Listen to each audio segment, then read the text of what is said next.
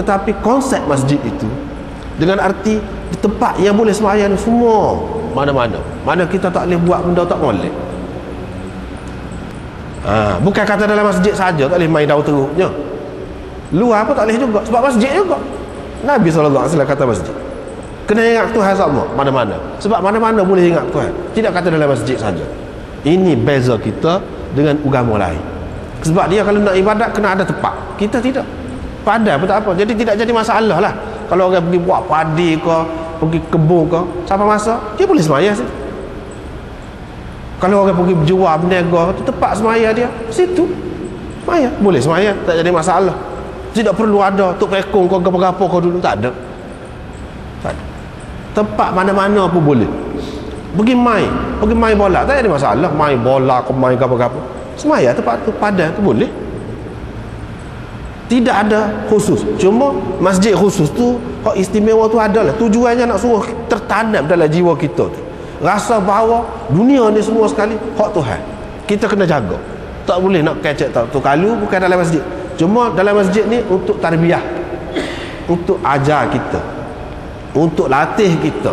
Seperti mana bila pergi ke Mekah, dia tak boleh cabut pokok kayu tak tu kalau, tak boleh bunuh binatang tak tu kalau, ada denda dia sekian-sekian banyak kalau gini-gini. Tujuannya nak mendisiplinkan kita supaya bukan situ saja kita perangai lagu tu, kelain pun perangai lagu tu juga. Itu maksudnya. Tidak kata saja ikut serah nak tarik sekurang-kurangnya beringat semasa pergi tu, jadi terdidik kita. Serupa juga dalam masjid ni, kita kena ingat lagu tu, jangan ingat kata dalam masjid saja. Di luar masjid pun kita tak kecek kasih juga. Kalau dalam masjid ni patutkah, bolehkah kita buat satu kaunter untuk riba, satu kawasan ruang untuk judi, bolehkah? Marah belaka marah belaka, naik angin belaka lah kalau buat lagu tu. Tapi apa tidak puasa, tidak puasa terkeduh apabila orang buat luar, sedangkan luar masjid juga. Tu maksud dia. Mana kita jangan benarkan riba kau, benda-benda haram kau di luar tu pun berlaku, sebab itu pun masjid juga, tempat sembahyang juga. Situ dia nak pergi halus. Memang dari segi falsafah hukum Islam ni memang dia halus, tinggi, dia pergi jauh. Tapi kita sajalah tak sedar. Kalau kita sedar, kita beringat sama, kita puasa. Hiduplah agama ni. Tidak kata agama ni dalam masjid saja, tempat ngaji saja, tidak. Mana-mana saja kita terikat dengan agama. Itu maksudnya. Itu perkara yang ketiga. Perkara yang keempat, tahuran. Apa makna bumi ini jadikan sebagai bahan pencuci? Maknanya kalau tak ada air, nak ambil air sembahyang tak boleh, tayamum. Itu sebagai tahur. Sebab apa syaratnya? La yuqbalu salatun bi ghairi tuhurin. Tidak diterima sembahyang tanpa suci. Suci itu lagu mana? Sama ada dengan air, kalau tak ada air dengan tanah, orang panggil tayammum. Ni dalam hadis ni lah. Kalau dalam Quran fatayammamu sa'idan tayyiba, fatayammamu sa'idan tayyiba, itulah ayat tayammumnya. Kalau dalam hadis ni ju'ilat liyal ardu tahuran, sebagai bahan pencuci, itu cuci dari segi makna syarak, bukan cuci dari segi makna kita. Kalau kita kebolok nak muka, tak cuci lah, dah tanah tu tepuk muka. Ini cuci mengikut syarak. Syarak kata lagu tu cucinya, lagu tu cuci. Kemudian tahuran ini hak mana, bahagian mana hak tahuran? Khilaf pula. Situ khilaf pula. Imam Syafi'i kata hak tahuran ini tanah yang berdebu, ataupun tanah yang mana kalau kita letak ataupun tanam biji-biji apa-apa, benih apa-apa, dia tumbuh, boleh menumbuhkan. Tanah yang boleh menumbuhkan, itu maksud tanah yang boleh kita bertayamum, ataupun sa'idan tayyibah. Dalam ayat tu sa'idan tayyibah itu maksudnya.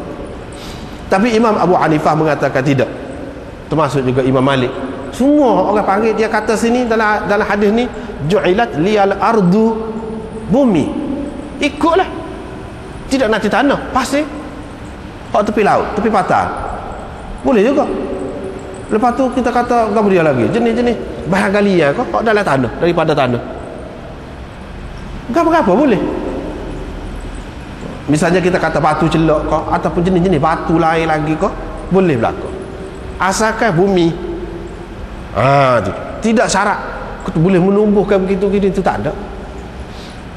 Asalkan bumi, tanah. Itu dia kata. Pergi jauh lagi dalam fiqh. Dia kata fiqh dia lah, fiqh Hanafi gapun. Dia kata hak asal daripada bumi, tidak semesti di bumi.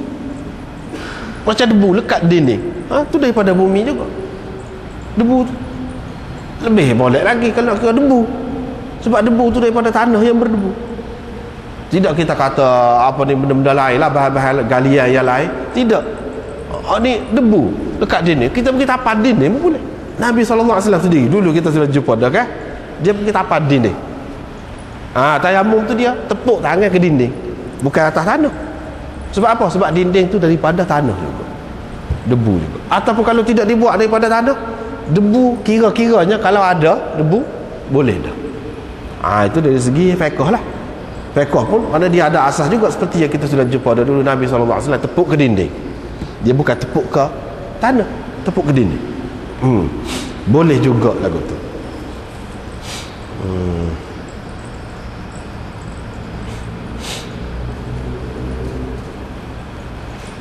Kemudian dari segi hikmat dia, dari segi falsafah dia nya, apanya ia suruh tepuk debu ke apa ni? Suruh tepuk debu ataupun tanah, isyarat kepada kejadian kita daripada tanah. Dan tanah tu lah orang duduk pijak. Kita pun apabila masuk dalam tanah tu, orang akan pijak juga. Maknanya huwallazi ja'ala lakumul arda dhalulan. Dhalulan ini maknanya menurut dan kena hina lah. Tanah ni orang jerit, maknanya ini mengajar kita supaya kita hina diri di hadapan Allah Subhanahu wa taala. Jadi seperti tanah. Dan asal kita pun tanah. Diajarkan supaya kita ni berasa tidak megah.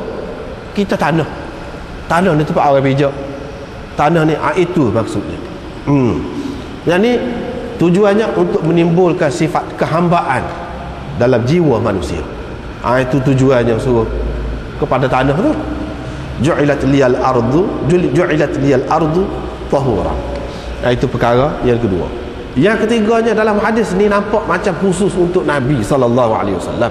Sebab dijadikan untukku, bukan untuk umat aku. Kau khusus untuk dia. Tidak khusus. Kita tahu mana tidak khusus. Satunya, banyak benda lah kita tengok jumpa dalam hadisnya. Bukan Nabi saja SAW yang boleh semaya di luar daripada masjid ni, atas tanah mana-mana. Sahabat-sahabat pun duduk semaya semua lagu tu. Kalau tidak dalam masjid, luar masjid ni.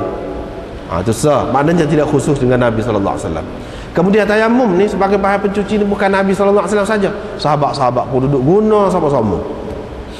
Ulama-ulama daripada dulu sampai kemudian terima benda ni. Maknanya tidak khusus dengan Nabi SAW. Tetapi itu secara umum. Kalau kita nak cari hadis ni juga yang memberi makna tidak khusus untuk Nabi SAW, maka ada juga dalam riwayat yang lain, iaitu disebutkan hadis ini dalam kitab ni pun ada. Cuba kalau ada kitab ni lah, kitab apa ni, Badlul Majhud. Riwayat daripada Hudzaifah bin Al-Yaman, ju'ilat lana al-ardu masjidan wa ju'ilat turbatuna lana tahuran wa isnaduhu jayyid, kata dia. Dijadikan untuk kita, bukan untuk saya. Untuk kita tu maknanya untuk umat Islam, termasuklah Nabi SAW sendiri. Bumi ini sebagai tempat bersujud, yakni sebagai tempat semaya, bolehlah nak semaya. Dan dijadikan tanah kita ini lana tahuran, yakni sebagai bahan pencuci kepada kita, bukan khusus untuk Nabi SAW saja. Ini dalilnya. Jadi kadang-kadang Nabi SAW kata dalam setengah-setengah hadis, dia kata untuk aku, bukan khusus untuk dia, kecuali ada dalil lain yang menunjukkan bahawa itu adalah khusus untuk dia. Kalau semata-mata dia kata untuk aku, diberi kepada aku, tidak semestinya untuk dia saja. Dia kena ada dalil lain pula yang menunjukkan bahawa ini khusus untuk dia. Kalau semata-mata dia kata untuk aku tu, kita kena pakai umum lagi, iaitu untuk dia dan umat dia. Itu mengikut kaedah usulnya lagu tu. Tak boleh kita kata